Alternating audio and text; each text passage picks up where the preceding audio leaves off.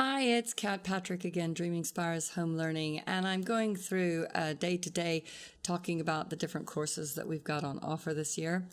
And if you haven't seen the introductory video, make sure you go back and listen to that because I talk about the baseline way that we do all of our courses. But in day 3, I'm talking about Renaissance Lit, which is one of 4 choices for English.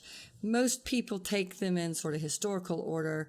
Middle Ages, Renaissance, British novel, American lit, but, depending on your timetable or your own goals, I'm quite happy for you to start with Renaissance if you want to. Some people like to do it because I cover 3 Shakespeare plays in it. We do a history and a tragedy and a comedy, and we also do some Shakespeare sonnets. We look at Faerie Queene and Paradise Lost and Pilgrim's Progress. All the books that were really important books between, we start with Utopia, by the way, so that's sort of 1518 kind of time all the way through to about the 1680s. So we cover a lot about changes in the monarchs, and we talk about the Civil War, and we talk about a lot of the religious toing and froing during the 17th century. That's my actual specialty. That's what my PhD was about, was people imprisoned during the interregnum. So we talk about imprisonment, and we talk about prison writers, and a lot about the kind of politics and stuff, as well as looking at the way that Shakespeare incorporates a lot of layers of understanding in his work and that sort of thing.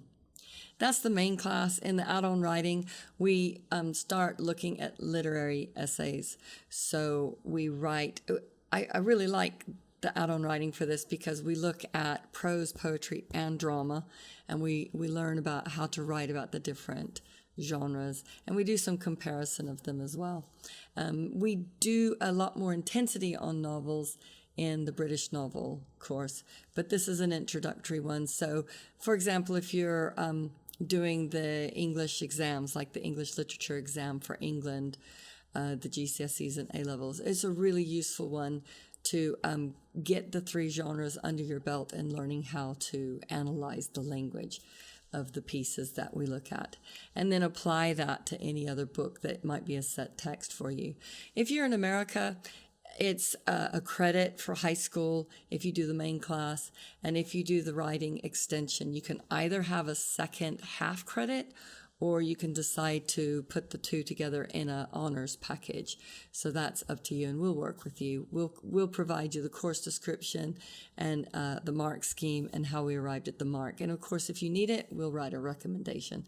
So that's Renaissance Lit. We talked about Middle Ages on day 2, the introductory on day 1. Tomorrow we'll talk about British novel. In the meantime, let's go over our social media presence. I'm at Instagram as Kat Patrick Online Tutor.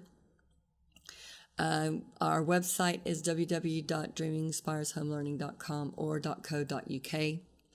Then there is the Facebook page, Dreaming Inspires Home Learning, and our Facebook group, which is just fun. We're not trying to sell you anything on that at all. We're just talking about best practice and sharing with all of our families throughout the world who are homeschooling teens and tweens. And it's called Inspired Home Learning. So come and join us there too as well and join the conversation.